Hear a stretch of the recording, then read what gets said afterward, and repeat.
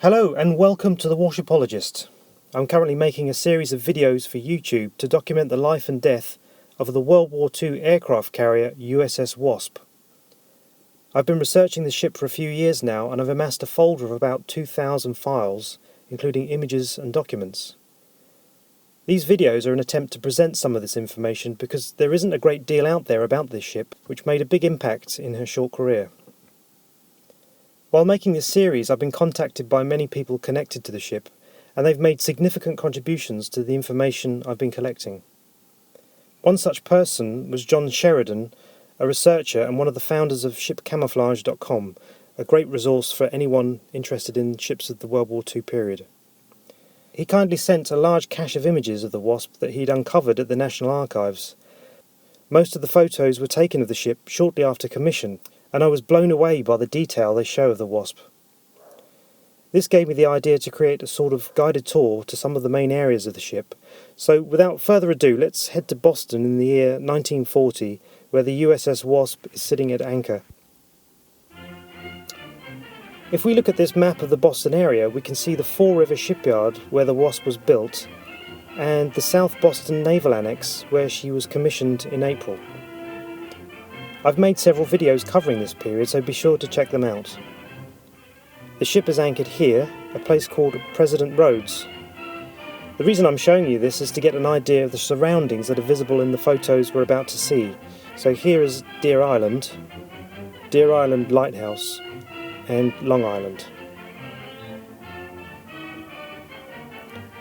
So we're at the South Boston Naval Base, and we can jump onto one of the Wasp's Liberty boats to take us out to the ship.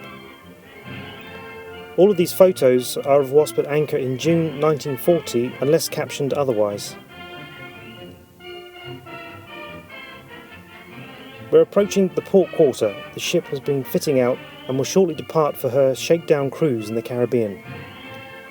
This is actually the only image I've seen of the ship from this angle, so it's a pretty rare shot. It also seems to be the only photo where the ship's nameplate is visible on the stern. As we motor along the port side, we can see the port bow. The open forecastle deck is visible, and we'll be paying a visit there as well. In this next image, we're passing close around the bow. You can see the large angled columns supporting the forward flight deck. She had a different shaped bow to her cousins of the Yorktown class, and more akin to the Essex class carriers that succeeded her. There seems to be a man down on the chain, and I've no idea what he could be doing, so if you have any idea, let me know in the comments below. Now we've come round to the starboard side, and here is the side ladder that will take us up to the main deck, and we'll have a look around the hangar space.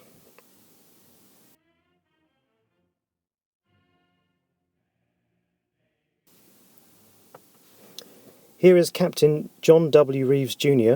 greeting a guest with some other senior officers. This area of the main deck is known as the quarterdeck, and it's the place where crew and guests are checked on and off the ship. Behind the officers you can see an Officers Only sign. This area is known on US Navy ships as Officer Country, and no enlisted men were allowed in these spaces unless they worked there, such as stewards and cooks.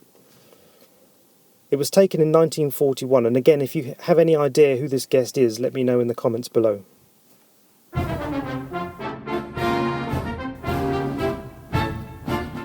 This photograph was taken in November 1941, only a few days before the attack on Pearl Harbor. The ship was stationed in Bermuda, where she was conducting neutrality patrols. Some of the crew are engaged in an interdivisional basketball match.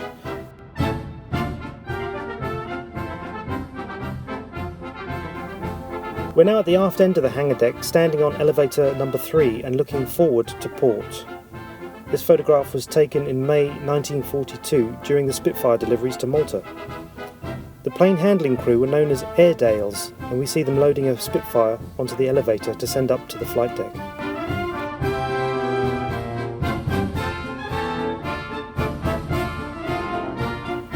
This is looking aft at elevator number 3, and again we see the Airedales loading a Spitfire to send up.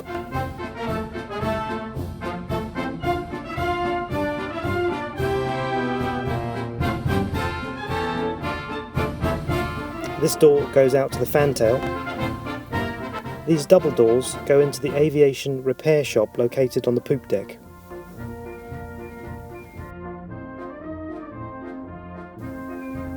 This picture shows the same elevator in the process of ascending to the flight deck. The depth of the platform is a few feet thick and leaves quite a recess in the hangar floor. This photo would have been taken on the 20th of April 1942, and we see the early morning sky of the Mediterranean.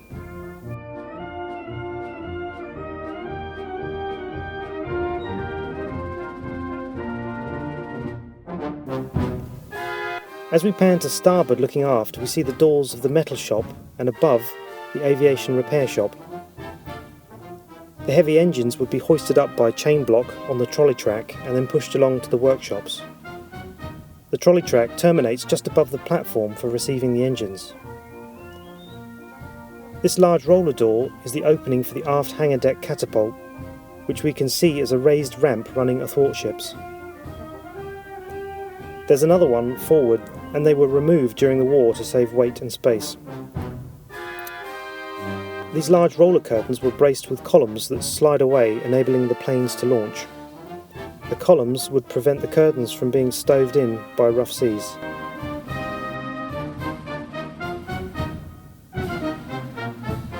Panning slightly forward, we're looking at the recess for the starboard boat pocket. This large box contains life jackets. We will see them all over the ship. They were usually placed as high up and out of the way as possible. Life jackets were stacked inside, and a thin wire connects to a trapdoor at the bottom. During abandoned ship, someone would pull the wire and a load of life jackets would fall down onto the deck. We can see a high-pressure jenny lashed to the deck, which was a vapour cleaner. There's also another generator lashed. The ladder leads up to a platform where numerous lights for the hangar deck could be controlled.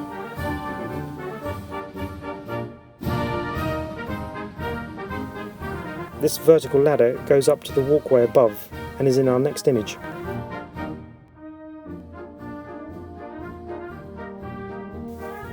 Another basketball shot from November 1941. Here's the ladder and the walkway from the previous image. Roller curtains for the boat pocket. The chain block on the trolley track. More life jackets.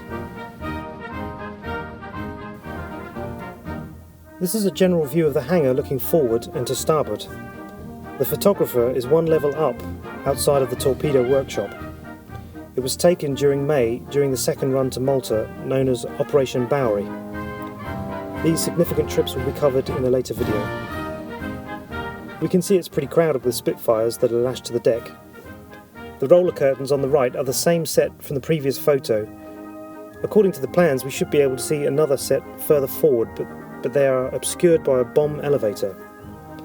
This moves the bombs from the stowage below the waterline directly up to the flight deck. The trolley track, a sign that reads 4 ml second trip.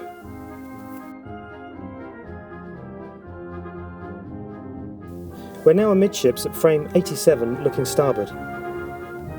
This angled structure contains the uptakes for the boilers.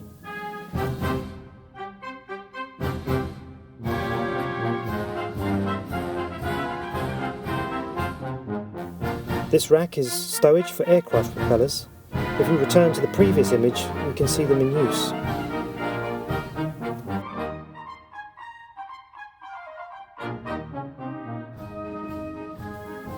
There's an enclosed space above at the gallery deck level. This contained the aviation ammunition belting room, quite a large space. Here's the official USS Wasp car lashed to the deck.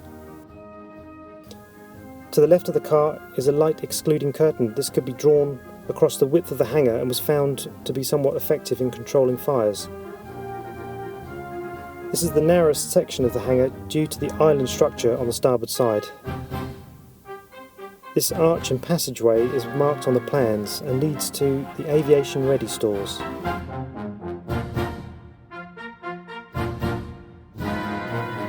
Just moving slightly forward, we're looking at elevator number 2, which is in the raised position.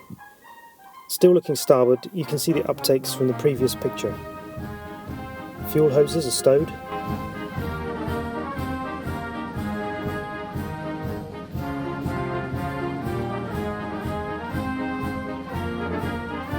Safety rails prevent sailors from falling into the elevator pit.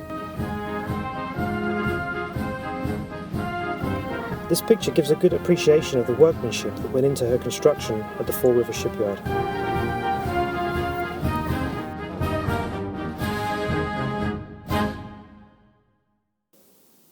Moving forward, this photo is labelled as looking to port, but checking the plans clearly shows this view is to starboard. This is the forward end of the island structure, and directly in front is the forward bomb elevator. The forward light excluding curtain.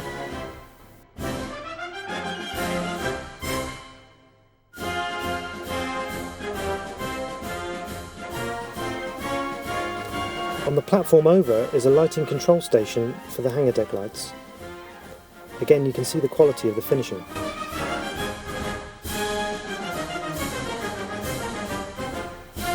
Here is the deck office. This is where the shore boats are organised and people are checked on and off the ship.